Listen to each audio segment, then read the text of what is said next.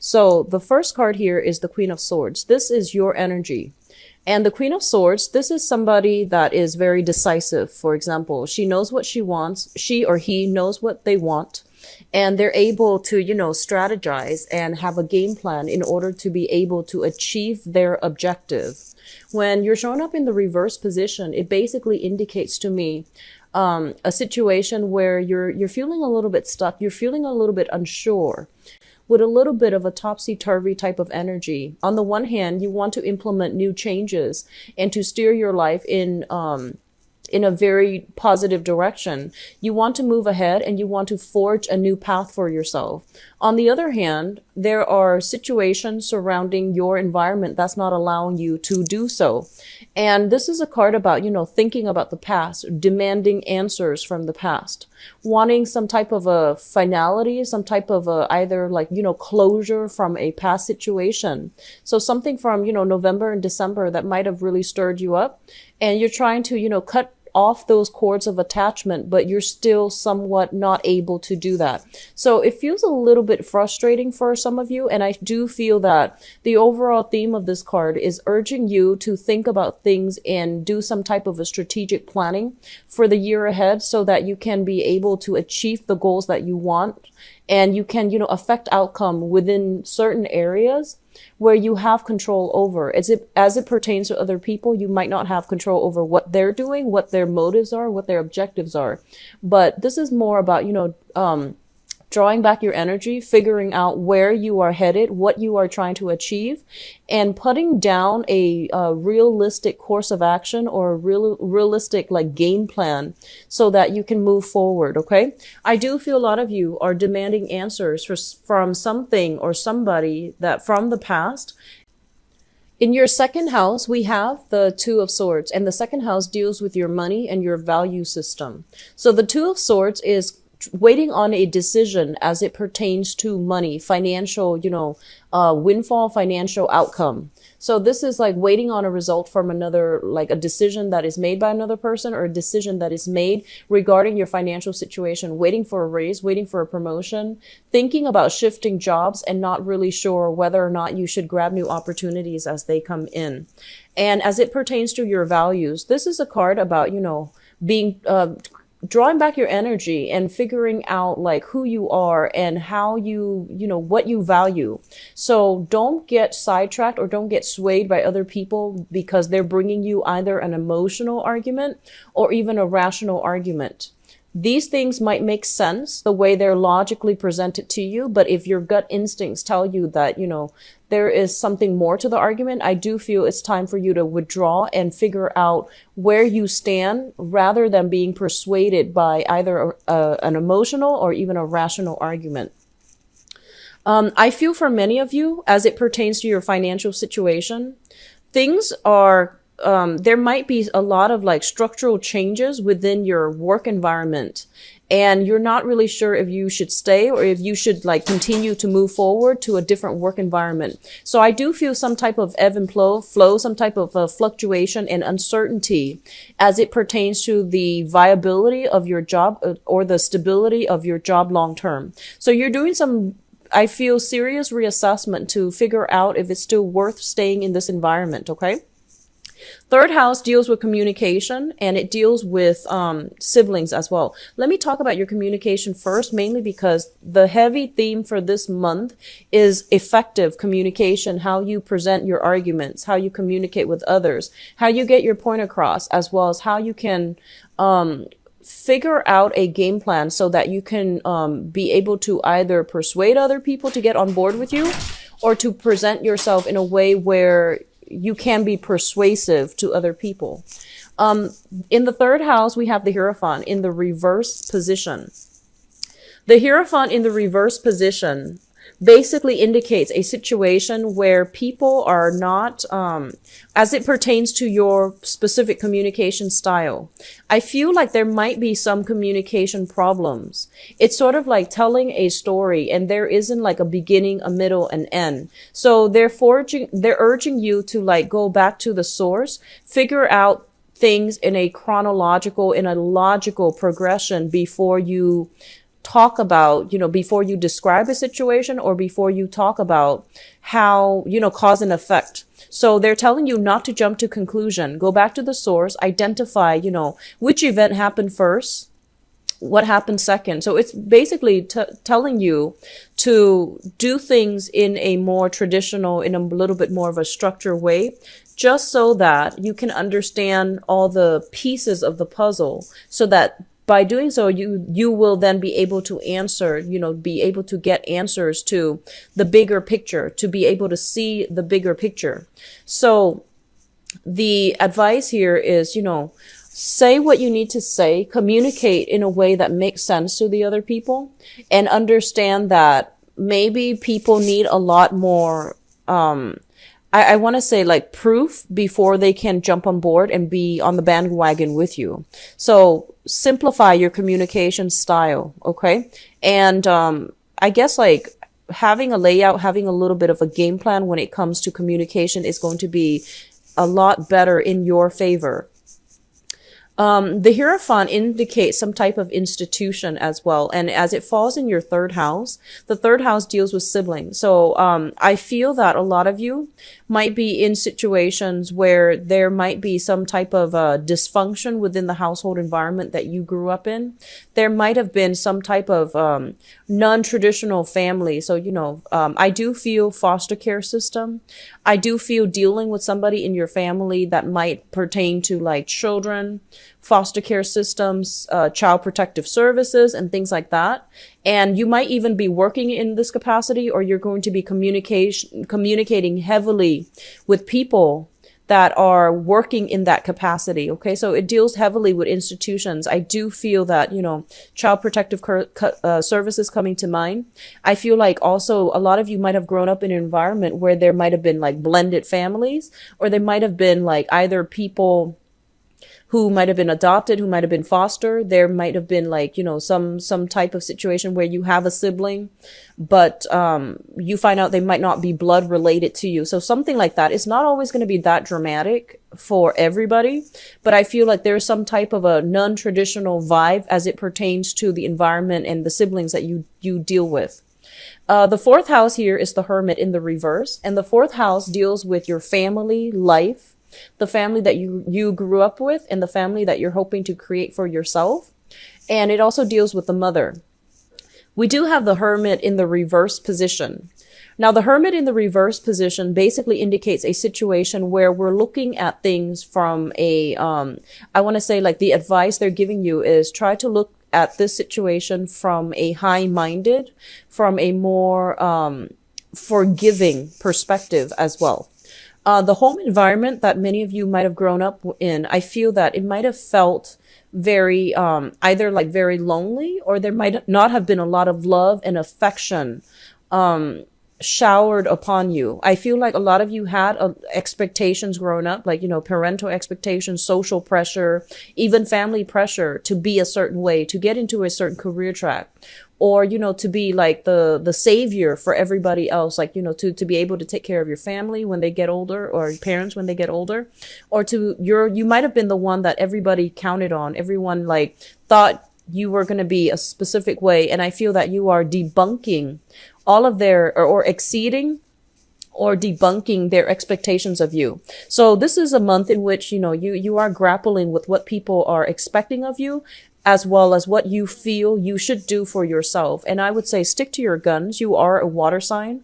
And I feel like a lot of the times too, you do bend over backwards to please other people at your detriment. So this is coming into this new year. It's a year to reclaim your power, to like come out of your shell and to assert yourself into, the environment that you're in, to come into that sense of empowerment. So it's really important to be true to ourselves and to realize, it's to be true to ourselves and to realize that other people's expectations of us, it's not always appropriate. Okay. So getting back to the root of who you are, getting back to the root of like whatever childhood situations you haven't been, you haven't dealt with adequately, I feel that it's going to be beneficial for you to heal that. I do sense some type of dysfunction within the family unit that you grew up in. For example, I feel like some of you might have had like a mother figure that passed away at when you were a very young child, and you didn't grow up with that feminine, like I guess that feminine ideal within the family. So what I mean is, you might have grown up in, if you are a woman, a female watching this, you might have grown up in a very masculine environment where people value money, success, status, like the traditional public image.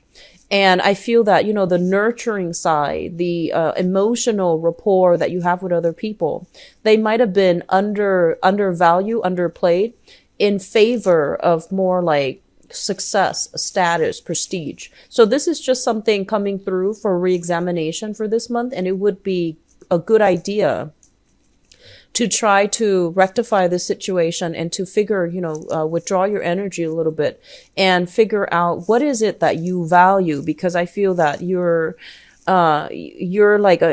hugely influenced by your environment growing up.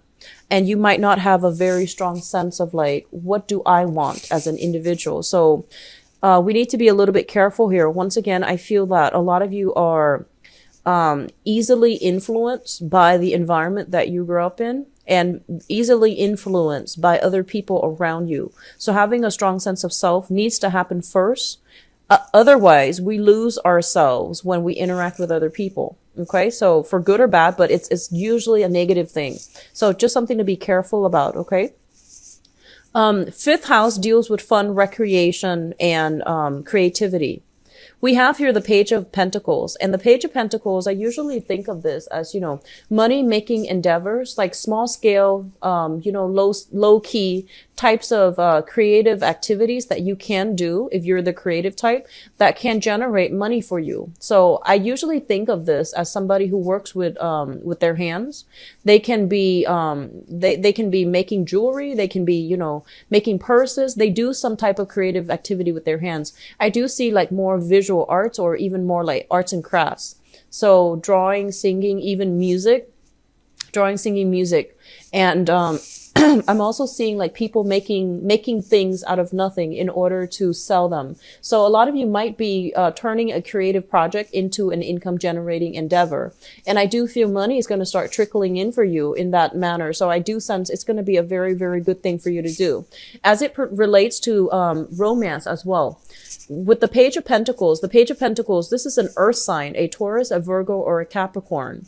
I feel that a lot of you, if you are single and, out on or even coupled up, there's a lot of dates coming through. There's a lot of like, people coming into, either solicit you to go out on a date, or they are bringing opportunities to go out and socialize. And I feel that, little gifts and trinkets for those who are coupled up and attached, little gifts and trinkets that will make you feel quite good and stable about your relationship.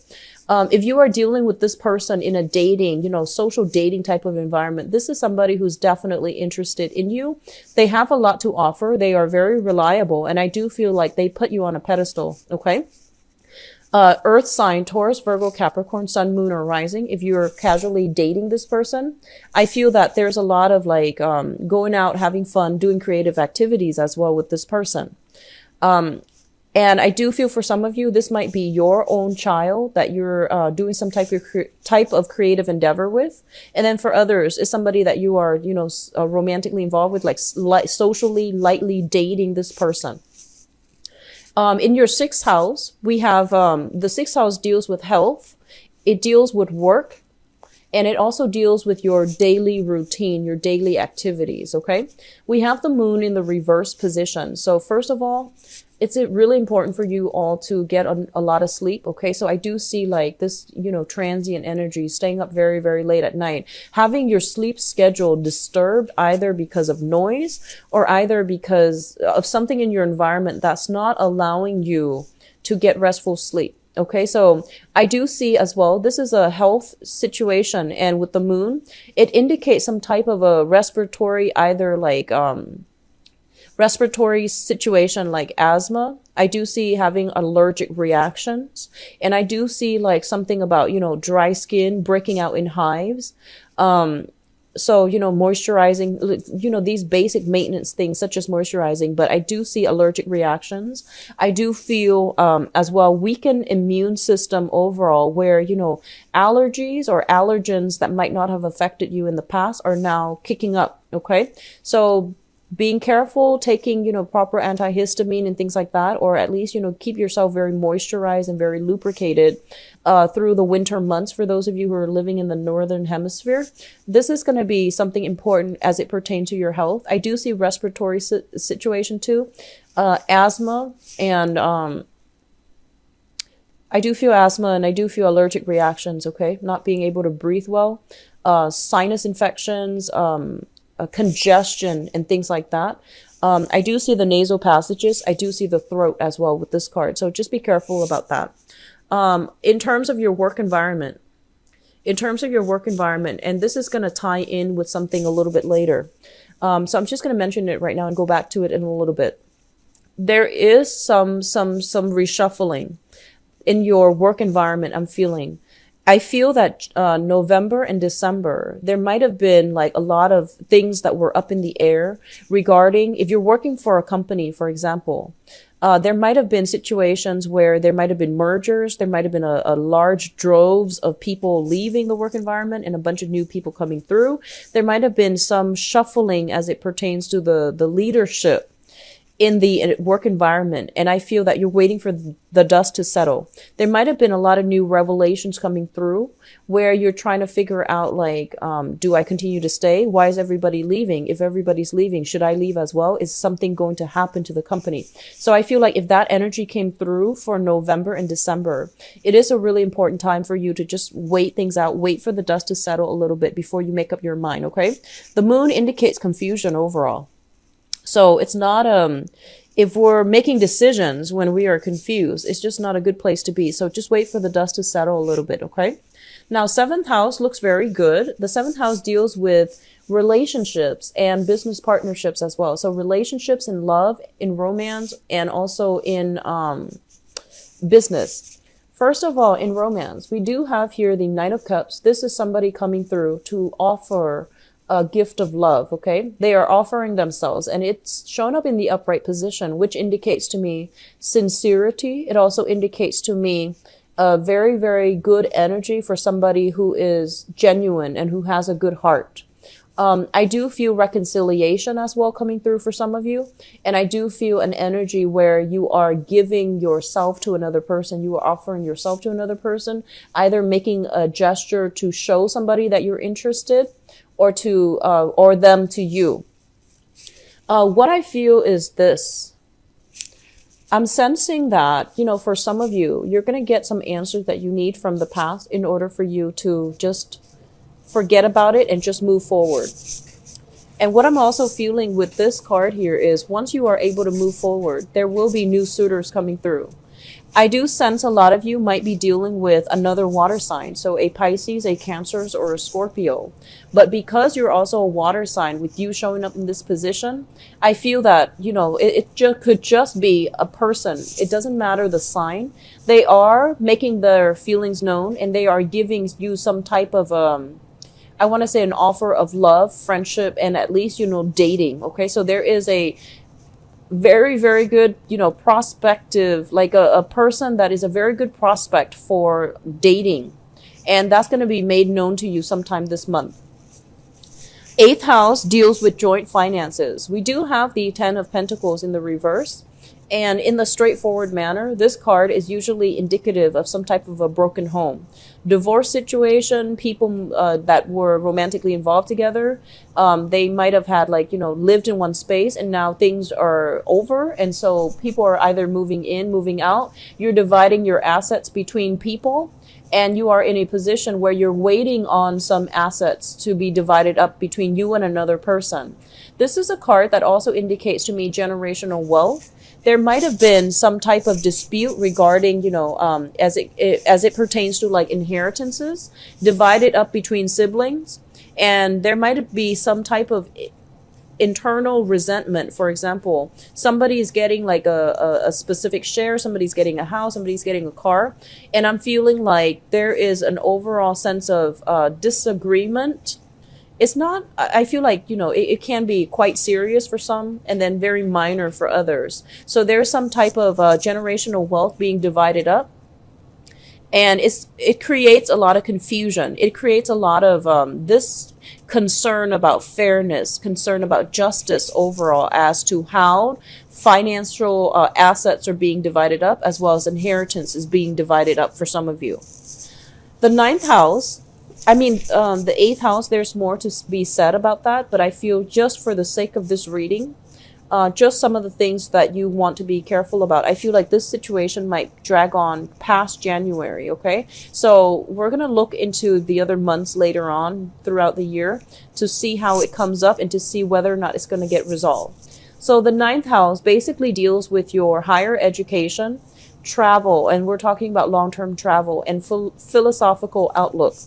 As it pertains to your education, higher education, for example, for those of you who are still in school, and for those of you who are, students, passing through exams, doing your thesis, doing your dissertations, for example, this is a very, very strong warning here to not rest on your laurels, okay? Because if you are especially in a school environment, you're going to be forced to be a researcher. You're going to be forced to communicate your ideas in a very clear, concise, and succinct manner.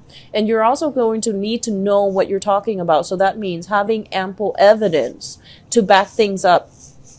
On top of that, as a student, this is a card about research here. So it basically tells you that don't trust the things that are being published. You need to form your own ideas, and you need to defend your ideas when they are either questioned, when you are other people are questioning you. So it's a card about not taking things for granted, not taking knowledge as as gospel. It's really important to do a little bit of digging so that we can unearth answers for ourselves, so that we can figure out how things work, and we can also have evidence to back up our claims. Okay.